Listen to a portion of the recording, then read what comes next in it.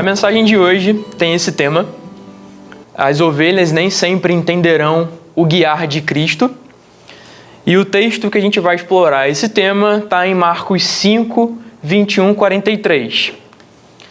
Mas antes de ir para Marcos 5, 21, 43, a gente vai ler o texto base, que foi o texto inspiração para a gente utilizar essa temática, que se encontra em Isaías 55, 8, 9. Se você tiver sua Bíblia, você pode abrir, mas se não, você pode acompanhar comigo também na projeção. É um texto muito conhecido que diz assim: Isaías 55, 8, 9. Meus pensamentos são muito diferentes dos seus, diz o Senhor, e meus caminhos vão muito além de seus caminhos. Pois assim como os céus são mais altos que a terra, meus caminhos são mais altos que os seus caminhos, e meus pensamentos mais altos que os seus pensamentos. Isaías 55, 9. Quando eu disse que esse é um texto base / texto inspiração, foi porque no nosso último PG a gente abordou Isaías 55. Então, foi quase, na verdade, vai ser uma extensão do que iniciou na quinta-feira passada. E aqui fica mais uma vez o reforço do convite, porque a gente está retomando com o PG, a gente passou por um período de pausa, mas a gente retomou na quinta-feira passada e foi um tempo muito bom. E isso é um convite, mas não é um puxão de orelha, obviamente. Porque eu mesmo, e aí eu confesso baixinho, mas eu mesmo não estava muito afim de ir. Mas quando eu fui, e quando a gente chegou, eu nem falei isso com a Ellen, mas eu estava na minha cabeça naquela luta. Cara, que desculpa que eu vou inventar? Pô, tô cansado do trabalho, rotina nova, emprego novo, casa nova. As pessoas vão entender. Mas, na verdade, eu não utilizei nenhuma desculpa. A gente foi lá e foi um tempo muito gostoso. Foi um tempo, assim, de edificante. A Lu estava presente, o Wagner também. Então, foi um tempo em que a gente curtiu. Primeiro, a gente está falando sobre isso, essa comunhão, mas também a companhia. A Sofia roubou a cena como sempre. A Sofia, muito fofa entre a gente, mas muito prestando atenção também, interagindo. Isso é muito interessante. Então, a temática da mensagem, como diz o slide anterior, as ovelhas nem sempre entenderão o guiar de Cristo. E da onde que eu tirei essa frase? Essa frase é um comentário que tem na Bíblia de Estudo da Fé Reformada, que diz assim... Quer que projeta o texto aqui? Não, esse eu não tenho. Esse está só aqui. Diz assim, o comentário sobre o versículo 8. Especificamente, os pensamentos de Deus concernente à graça que excede a imaginação humana, especificamente os pensamentos de Deus concernente à graça que excedem a imaginação humana. Mas isso também é verdadeiro em relação à sua providência. Então, esse texto está falando inicialmente de salvação, graça, mas também pode ser entendido como providência, que leva frequentemente a caminhos impensados. Deve-se esperar que as ovelhas nem sempre entenderão o guiar de seu pastor. E como o pastor aqui está se remetendo a Cristo, então eu quis tirar o pastor para não criar nenhuma conotação como se estivesse se referindo ao Edilson. Não é sobre nem sempre vão entender o guiar do Edilson, mas sim do nosso pastor. O Edilson é a nossa representação, então faz parte do corpo, mas a gente sabe que o cabeça é Cristo. Essa é a igreja de Cristo. Então, esse texto está se referenciando a Cristo, então por isso que eu quis deixar muito claro ali. Mas como uma introdução, olhem comigo essa imagem. E tem uma interrogação, não sei se está muito visível para vocês, mas certamente a gente já deve ter se encontrado em alguma imagem como essa, e a gente começa a se questionar, cara, mas não faz muito sentido. Por que eu estou dando essa volta aqui se eu poderia muito bem ir na linha reta? Inicialmente parece ser contrassenso, e de fato, inicialmente isso não parece ter muito sentido, mas certamente tem uma explicação por detrás. E perguntando ao meu amigo ChatGPT, algumas explicações que ele me deu foi a seguinte: segurança, obviamente. Então, isso aqui é uma imagem meramente ilustrativa, mas se a gente pensar em montanhas, a segurança faz com que os carros eles diminuam a sua velocidade, consequentemente isso pode trazer um aumento de segurança num trajeto que já é perigoso por si só. Características do terreno. Às vezes o terreno não permite uma linha reta, seja por causa de montanhas, vales, rios ou outros obstáculos. Então a estrada precisa ser projetada para contornar esses obstáculos. o que resulta em curvas. Impacto ambiental, interessante isso aqui. Ao projetar uma estrada em grande, em linha reta, pode-se acabar desmatando grandes áreas ou afetando ecossistemas de maneira muito mais intensa. As curvas podem ser uma forma de contornar áreas sensíveis, minimizando o impacto ambiental. Fatores geológicos, alguns terrenos podem ser instáveis ou propensos a deslizamentos de terra, o que torna mais seguro projetar uma estrada em curva que se adaptem ao formato do solo, e também custo. Embora uma estrada reta pareça ser mais simples e direta, construir uma estrada pode ser muito mais caro em certos terrenos. As curvas podem permitir soluções mais econômicas ao evitar grandes projetos de construção como túneis ou viadutos. Então, esses são apenas algumas explicações para a gente ir contra o senso, mas de fato, sempre quando a gente se depara com alguma imagem semelhante a essa, a gente inicialmente já se questiona: por que eu não posso ir reto? E talvez porque a nossa tendência mais natural é de que quando a gente fala sobre caminho, deslocamento, a distância entre os dois pontos, a gente tende a ir para aquilo que é entendido como um caminho mais curto. E na linguagem matemática, a gente, principalmente em álgebra analítica, a gente entende que a distância entre dois pontos normalmente, com uma reta, tende a ser menor do que se a gente for fazer curva.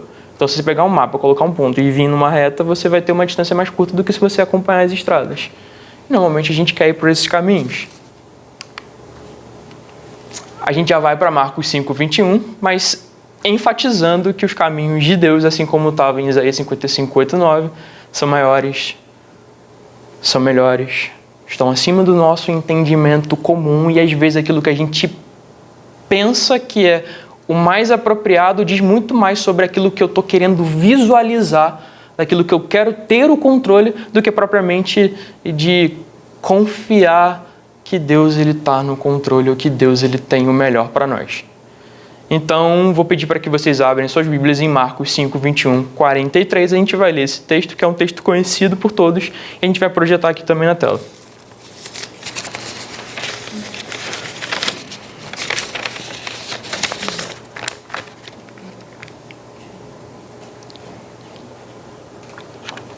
A linguagem que a gente está utilizando é a NVT, e diz assim no texto: Jesus entrou novamente no barco e voltou para o outro lado do mar, onde uma grande multidão se juntou ao seu redor na praia.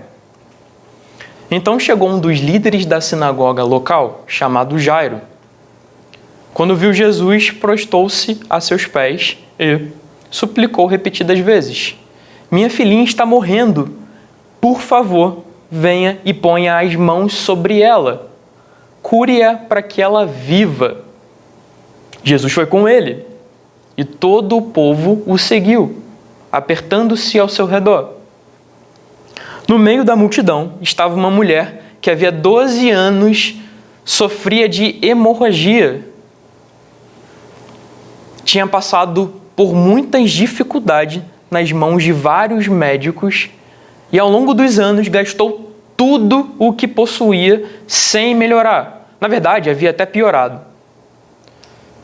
Tendo ouvido falar de Jesus, aproximou-se por trás dele, no meio da multidão, e tocou em seu manto, pois pensava: se eu apenas tocar em seu manto, serei curada. No mesmo instante, a hemorragia parou e ela sentiu em seu corpo que tinha sido curada da enfermidade. Jesus imediatamente percebeu que dele havia saído poder. Por isso virou-se para a multidão e perguntou: quem tocou em meu manto? Seus discípulos disseram: Mestre, veja a multidão que o aperta de todos os lados. Como o Senhor ainda pergunta: quem tocou em mim? Jesus, porém, continuou a olhar ao redor para ver quem havia feito aquilo. Então a mulher, assustada e tremendo pelo que lhe tinha acontecido, veio e, ajoelhando-se diante dele, contou o que havia feito. Jesus lhe disse: filha, de novo, filha, a sua fé a curou. Vá em paz, seu sofrimento acabou. Enquanto Jesus ainda falava com a mulher, chegaram mensageiros da casa de Jairo, o líder da sinagoga, e lhe disseram: sua filha morreu. Para que continuar incomodando o mestre? Jesus, porém, ouviu essas palavras e disse a Jairo: não tenha medo, apenas creia. Então Jesus deteve a multidão e não deixou que ninguém o acompanhasse, exceto Pedro, Tiago e João, irmãos de Tiago. Quando chegaram à casa do líder da sinagoga, Jesus viu um grande tumulto, com muito choro e lamentação. Então entrou e perguntou: por que todo esse tumulto e choro? A criança não morreu, apenas está dormindo. A multidão riu de Jesus. Ele, porém, fez todos saírem e levou o pai e a mãe da menina e os 3 discípulos para o quarto onde ela estava deitada. Segurando-a pela mão, disse-lhe: Talita cumi, que quer dizer: menina, levante-se. A menina, que tinha 12 anos, levantou-se de imediato e começou a andar. Todos ficaram muito admirados. Jesus deu ordens claras para que não contassem a ninguém o que havia acontecido e depois mandou que dessem alguma coisa para a menina comer. A gente encerra o texto aqui. Esse é um texto da qual a gente conhece. É uma história, para quem tem alguns anos de igreja, certamente é conhecida. E é interessante como essa narrativa acaba se construindo. Porque são 2 episódios, um episódio que parece sobrepor o outro e acontece ao mesmo tempo, e a gente tenta se colocar no lugar do Jairo, a aflição, porque o seu chamado é urgente, mas ao mesmo tempo tem uma pessoa que sofre há 12 anos por um problema, e tudo isso acontecendo enquanto a multidão apertava por Jesus. E enquanto essa multidão apertava, ou seja, todos estavam próximos e talvez tocando, ele questiona: quem me tocou? Porque ele entendeu que dele saiu virtude. Então, quando você lê esse texto, parece que é uma confusão acontecendo. E certamente isso não era como Jairo imaginou que seria, e também não era, pelo menos no início, como a mulher achou que seria, muito menos os seus discípulos e a multidão ao redor. Mas lembre-se, os caminhos de Deus são maiores, melhores do que os nossos, e seus pensamentos são mais altos. E essa é uma ideia que eu vou tentar enfatizar ao longo de toda a mensagem. Não é porque uma coisa não acontece como eu planejo ou como eu espero que existe um problema nisso. Pelo contrário, às vezes é até o melhor. Na maioria das vezes é o melhor. Principalmente se eu acreditar que quem está controlando, quem está direcionando, quem está no volante é o nosso guia. Então eu não preciso entender como que Deus vai construir todas as etapas da minha vida. Eu preciso confiar nele. E aqui a gente começa na nossa primeira observação. Muitas vezes a gente deixa de olhar para Jesus, para a gente olhar para os caminhos, para as circunstâncias. E isso certamente nos assola, isso causa ansiedade, isso causa uma impotência.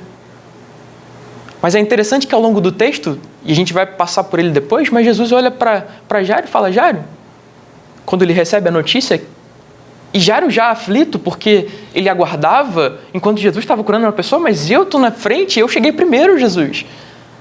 Pare de incomodar, porque sua filha já morreu, não tem porquê você levar ele até lá, já foi, pare.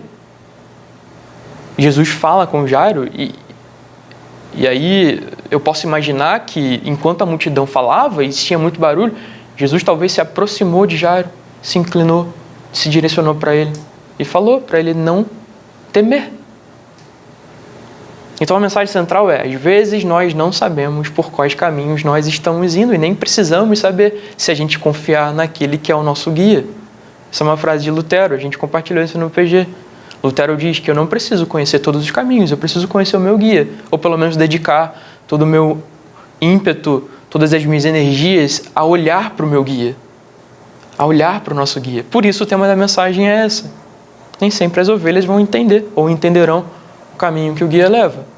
Mas para isso a gente vai olhar especificamente para esses 3 trajetos e suas histórias. Trajeto número 1, Jairo até Jesus. Trajeto número 2, Jesus e Jairo, uma vez que Jairo encontrou até Jesus, ele convida a ir até a sua casa, relatando a sua emergência. E Jesus prontamente diz, vamos lá. Então, o trajeto número 2 é Jesus e Jairo indo até a casa de Jairo. Só que aqui tem uma zona vermelha, e essa zona vermelha é talvez o momento em que a mulher toca em Jesus e Jesus para. E a gente não sabe, a Bíblia não é clara quanto tempo isso aconteceu. E eu não sou pai. E talvez quem seja pai ou mãe possa saber melhor. Mas quando a sua filha está doente, e você sabe como Deus, como Jesus, ele tinha a capacidade para curá-la, 5 minutos é pouco? Aguardando?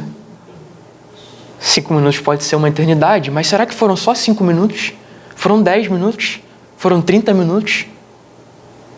Talvez mais, talvez menos, a gente não consegue. Mas pelo menos a gente sabe que a gente teve uma zona ali de atenção e talvez de uma grande aflição para Jairo. Senhor, eu sei que o Senhor topou, mas vamos lá. Mas nessa zona de aflição para Jairo era uma zona da qual uma mulher da qual sofria por 12 anos estava conseguindo receber a sua cura. Olha que interessante como essas coisas acontecem ao mesmo tempo. Os caminhos de Deus são maiores, são melhores. Não são comparados ao nosso, com a nossa limitação humana. Então, discorrendo um pouquinho sobre quem Jairo era, o texto diz, é um líder da sinagoga, um dos líderes da sinagoga. Não diz exatamente se ele era letrado, mas ele tinha uma posição de privilégio para aquela época. Ele tinha uma posição social de destaque também.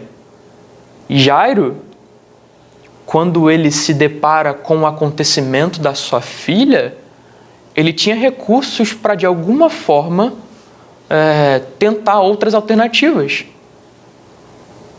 E eu não quero fugir ou ir para um caminho da qual a Bíblia não nos diz claramente, mas eu suponho que ele tenha procurado alguns outros recursos até chegar num ponto de que ela está morrendo.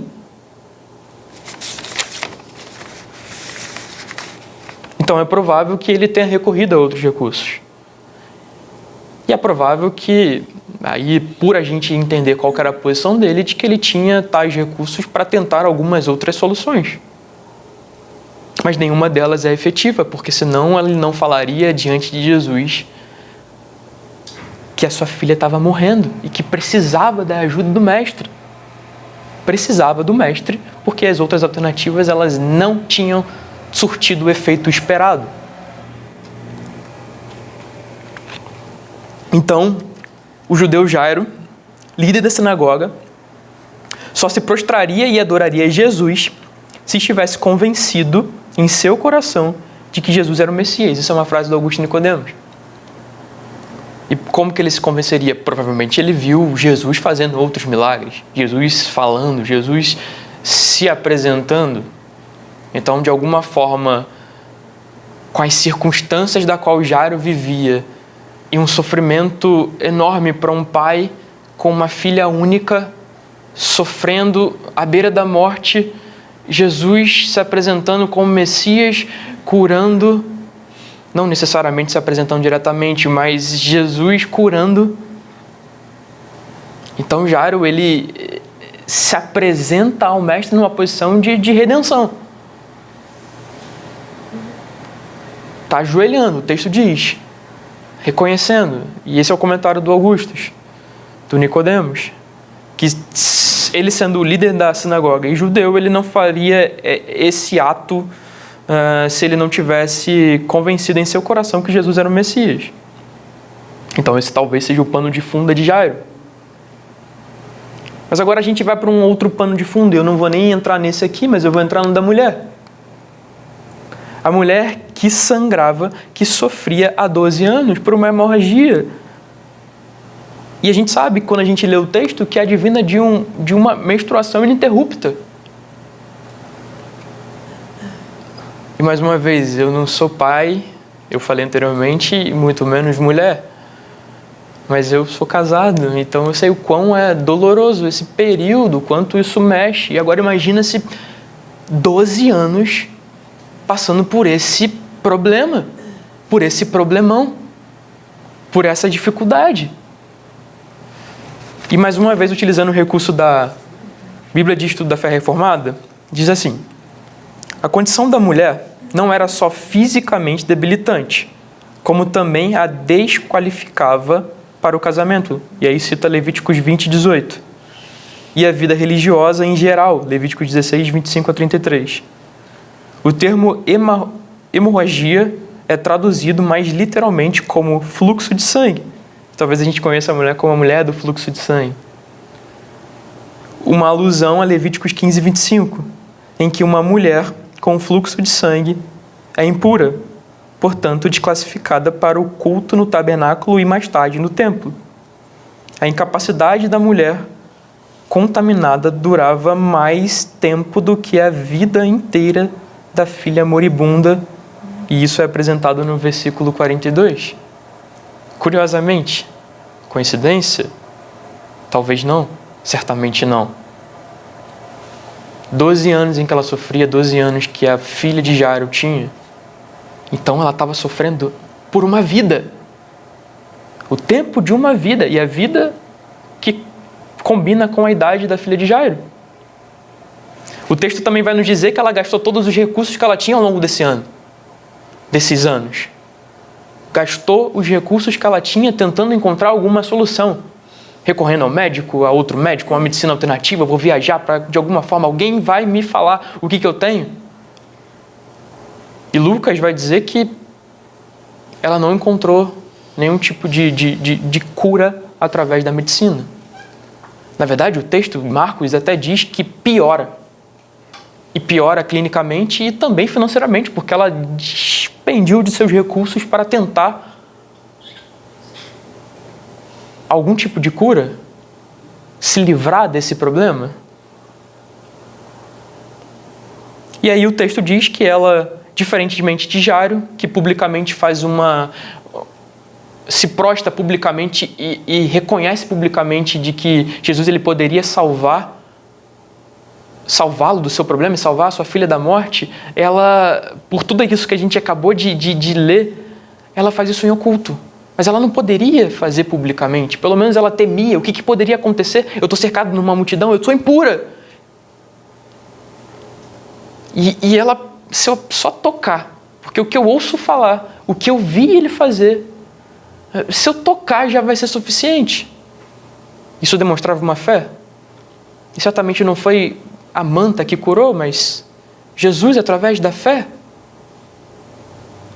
E Jesus se questiona: opa, saiu de mim virtude. Ele tem duas correntes. Uma de que Jesus realmente ele estava querendo saber quem era, e aí fala-se muito sobre a humanidade, porque a gente conhece que Jesus era 100% humano, 100% Deus. Mas outra muito interessante, e essa é endossada inclusive pela Bíblia, mais uma vez de estudo da fé reformada, é o seguinte: em isolamento social, por muitos anos, a sua cura é completa quando Jesus a identifica publicamente, enaltecendo a sua fé e declarando a todos que ela está curada e purificada. Olha que belo! Aquela que poderia tornar impuro, mas o puro a purificou. E publicamente ele reconhece. E aí, nesse ponto, independente de qual seja, a Bíblia não é muito clara, o que acontece factualmente é que ele reconhece publicamente. As pessoas ao seu redor talvez tenham notado. O que passa despercebido numa multidão quando você tem um alvoroço pode não passar quando o foco está em você. Ué, mas não é ela? O que ela está fazendo aqui? Mas Jesus fala que a fé dela o curou, o salvou. Então Jesus está, como diz esse comentário, ele está tornando público aquilo que para ela era de muito temor, porque ela vivia condicionada no isolamento, porque ela estava impura e foi purificada. Mas a gente volta para o trajeto. A gente volta para o trajeto porque essa zona de extrema aflição para Jairo, mas de extrema felicidade para essa mulher está acontecendo. E que angústia! E mais uma vez, eu convido você a tentar imaginar como essa cena, uma multidão cercando A filha de Jairo prestes a morrer. Jesus, corre, me ajuda. Por favor. Mas ao mesmo tempo tem uma pessoa que sofre por tanto tempo e isso não impede Jesus de fazer o que ele fez, que foi salvá-la. Porque ele sabe quem ele é. Ele sabe do seu poder, ele sabe da sua capacidade. Então, enquanto ele se despede da mulher, o texto narra que chegam pessoas, mensageiros, e que vão falar para Jairo, Jairo, pode deixar ele em paz. Já acabou. Não tem mais o que fazer. Tinha antes, que ela estava muito doente. Mas agora morreu. O que vai fazer? Você acha que ele vai ressuscitar? Opa! Olha o ministério de Jesus.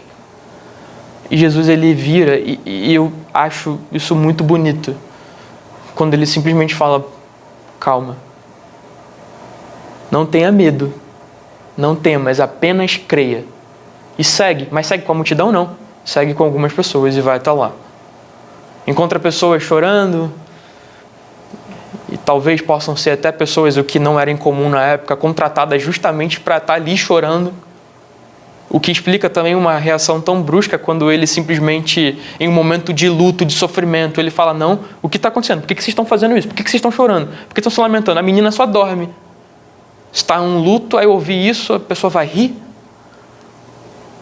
Então, Jesus, sai todo mundo, ficam só as pessoas que é descrita no texto, a mãe, o pai, os discípulos mais próximos, e vamos até a menina. E a gente percebe que o primeiro milagre, que foi espetacular para essa mulher, causou ainda mais espetáculo para o segundo milagre, porque antes aquela cura que seria para uma enfermidade, agora ele está fazendo mais até. Está trazendo vida novamente àquilo que tinha morrido.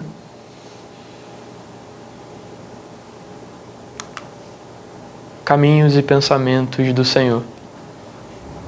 Então, em meio às circunstâncias, em meio aos trajetos que nós possamos percorrer, a gente precisa acreditar que é o Senhor que tem os caminhos melhores do que os nossos, que tem os pensamentos maiores. Ele está conduzindo a nossa história. Ele está conduzindo a história de pessoas. Ele não está só conduzindo a minha história. Ele está conduzindo a nossa história. Por isso que a igreja é nós, somos nós. Então a gente chegando a alguns pontos de reflexão. E o primeiro, apesar de Jairo ter ido buscar Jesus às pressas, ele não estava no controle do trajeto. Jesus, eu reconheço. Você é o Messias. Agora vamos correndo. Vamos driblar essa multidão, vamos. Jesus prontamente aceitou o convite e foi. Mas não era ele quem estava no controle do trajeto. Isso não impediu Jesus de proporcionar essa cura inesperada e maravilhosa na vida dessa mulher. Um segundo ponto.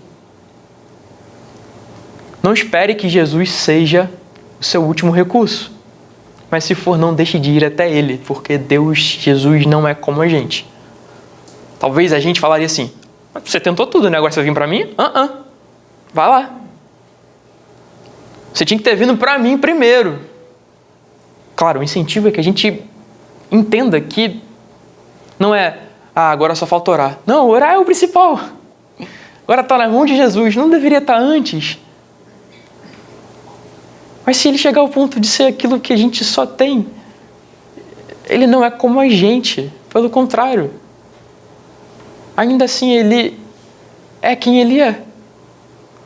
E o Tim Keller tem uma frase muito interessante, que diz assim,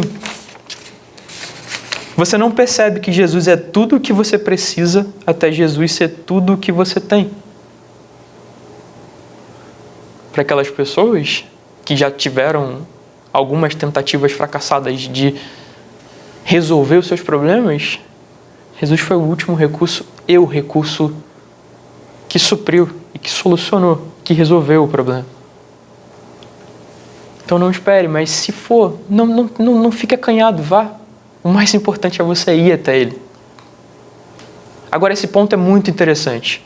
Não deixe que o seu sofrimento te impeça de enxergar o sofrimento, enxergar o sofrimento do outro e principalmente o agir de Deus no outro.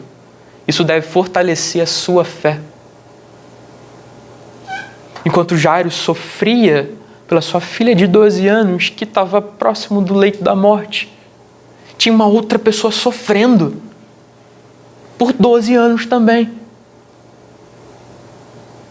Então, irmãos, isso não é diminuir o nosso sofrimento, não é diminuir o sofrimento individual de vocês, mas a gente está num mundo onde pessoas sofrem. Pessoas estão sofrendo ao nosso redor. E no momento em que a gente se fecha para nós, para os nossos sofrimentos, a gente acaba sendo insensível. A gente acaba desconsiderando que outras pessoas também sofrem.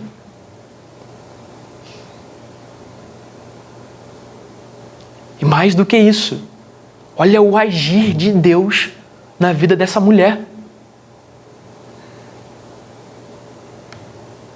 Se isso era para gerar, e humanamente gerou aflição, isso também poderia ser visto como, cara, minha fé está fortalecida, olha o que Jesus fez. Depois de 12 anos, olha o que Ele fez, então certamente Ele vai curar a minha filha. Não deixe, irmãos. Eu falo irmãos porque eu me incluo.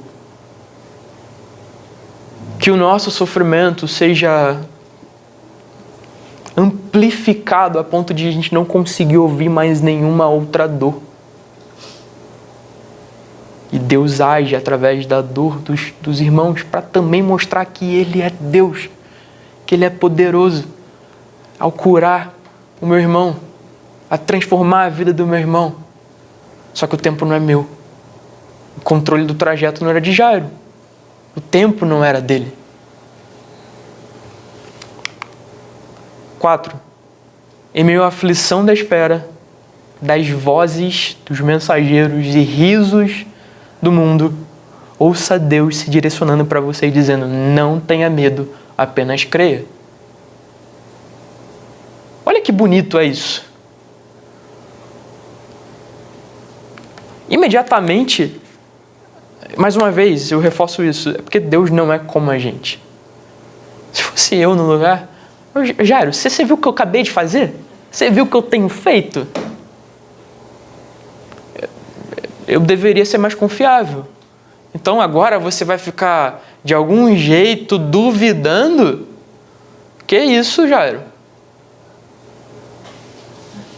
Na verdade, não. Ele mostra uma sensibilidade. Jairo, não tenha medo. Apenas creia. Ele precisava dizer? Não, mas ele faz questão de dizer. Talvez porque quando Jairo recebe a mensagem de que ela tinha morrido, tinha desesperado. Eu estava confiando até aqui, mas eles chegaram e disseram isso. Como é que eu vou confiar? Ela morreu. Calma. Eu estou no controle.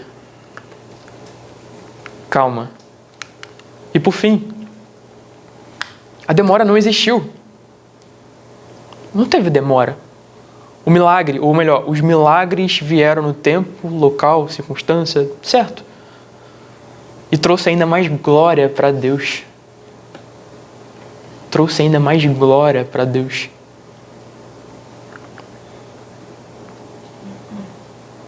Esse é o nosso Deus. Então, voltando lá no início. Meus pensamentos são muito diferentes dos seus, diz o Senhor, e meus caminhos vão muito além dos seus caminhos. Pois assim como os céus são mais altos do que a terra, meus caminhos são mais altos do que os seus caminhos. Meus pensamentos mais altos do que os seus pensamentos. Casei 1 ano e pouquinho.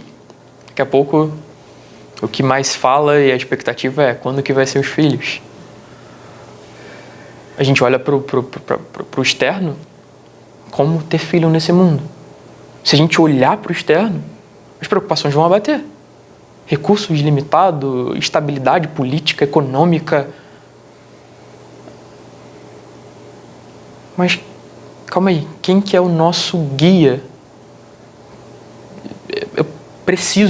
Eu preciso parar de olhar para isso e olhar para Ele. Porque Ele promete, Ele cumpre. Ele nunca errou. Então, se a gente quer credibilizar alguém, dá para se apontar alguma inconsistência na história? Dá para se apontar algum erro? Não. Esse é o nosso Deus. E tudo bem, se você quer... Pode colocar, por favor. É muito interessante, né? Porque João 14, se a gente quer olhar para o caminho, então vamos olhar para o caminho. Não deixem que seu coração fique aflito. Creiam em Deus, creiam também em mim. Na casa de meu pai há muitas moradas. Se não fosse assim, eu lhes teria dito: vou preparar lugar para vocês. E quando tudo estiver pronto, virei buscá-los, para que estejam sempre comigo onde eu estiver. Vocês conhecem o caminho para onde eu vou. Não sabemos para onde o Senhor vai, disse Tomé. Como podemos conhecer o caminho? Jesus disse: eu sou o caminho, a verdade e a vida. Ninguém pode vir ao Pai senão por mim. Se a gente fala de providência e a gente fala de caminhos da qual podem ofuscar a nossa confiança para aquele quem direciona, para aquele quem cuida, para aquele quem guia. Quando a gente fala de salvação, Ele é o nosso caminho até Deus. Ele é o caminho e a ponte que foi construída para conectar a nossa humanidade caída, os seus eleitos, até Deus, foi construída a partir de uma cruz. Foi construída a partir de uma cruz. E ele se identificando, ele se autodenominando: eu sou o caminho até Deus. E não tem outra possibilidade. Jesus é o caminho, é o Pai. Aí ele mostra claramente que ele é Deus. Vou precisar também. E isso é muito bem enfatizado em Colossenses 1, 19, 23. Eu até coloquei pano de fundo na música. Mas que é, obviamente, inspirada a partir desses textos. Diz assim: pois foi do agrado do Pai que toda a plenitude habitasse no Filho, e por meio dele o Pai reconciliou consigo todas as coisas, por meio do sangue do Filho na cruz. O Pai fez as pazes com todas as coisas, tanto nos céus como na terra. Isso inclui vocês, que antes estavam longe de Deus, eram seus inimigos, dele separado por maus pensamentos e ações. Agora, porém, ele os reconciliou consigo por meio da morte do Filho. No corpo físico, como resultado, vocês podem se apresentar diante dele santos, sem culpa e livres de qualquer acusação. É preciso, porém, que continuem a crer nessa verdade e nela permaneçam firmes. Não se afastem da esperança que receberam quando ouviram as boas novas que foram anunciadas em todo o mundo e que eu, Paulo, fui designado servo para proclamar.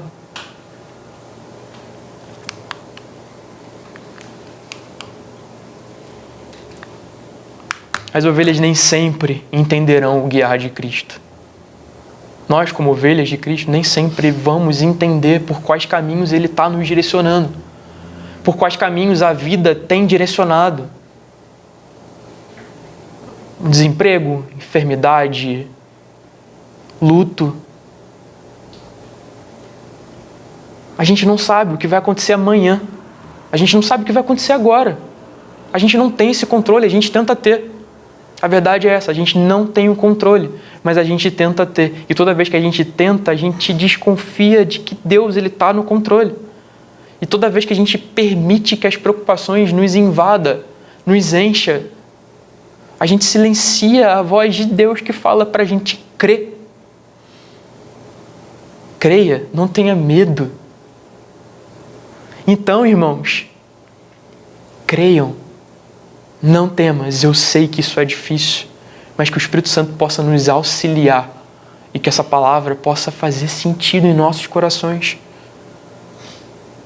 E lembrando de que Ele entregou a sua vida. Ele entregou a sua vida por nós, para que a gente pudesse se reconciliar. Então sonde, reflita sobre em que condição, em que momento você está e vá até Ele. Vá. Não deixe de ir, porque como a gente leu, Ele é o caminho, Ele não é um caminho. Não existe alternativa, Ele é o caminho. Para chegar até Deus, a gente precisa ir através de Cristo. Ele está cuidando das nossas vidas. O principal Ele deu, a salvação. Mas num preço muito custoso. Amém? Feche seus olhos. Deus, obrigado porque o Senhor realmente fez aquilo que eu jamais poderia fazer e nenhum aqui conseguiria. E o Senhor sofreu aquilo que certamente eu merecia sofrer. Mas o Senhor sofreu no meu lugar. Obrigado porque a Tua graça tem nos alcançado. Então, por favor, Senhor, alcance-nos diariamente. E aqueles que precisam da Sua graça salvífica, alcance também, Senhor. Espírito Santo, salve. Espírito Santo, salve-nos diariamente de nós. Salve-nos do pecado, salve-nos da nossa natureza corruptiva. E que a gente tenha um apreço para Te obedecer, para Te exaltar. Perdoe, Pai. Perdoe porque a gente não é digno de Ti. Mas a partir do Senhor, o Senhor nos dignifica. Mas que a gente possa entender isso e responder em obediência. Então, perdoe todas as vezes em que a gente não respondeu dessa forma. Perdoe porque muitas vezes a gente esquece que o Senhor é o principal. Que esse mundo é extremamente passageiro. Que nós não viemos daqui. Se nós não viemos daqui, aqui é apenas uma parada. E muito curta comparada à eternidade. Então que os nossos pensamentos estejam cada vez mais direcionados pelo porvir. Faça isso, por favor, Senhor. Nos ajude. É o que a gente pede e a gente agradece porque o Senhor faz diariamente. Obrigado por isso, Senhor. Amém.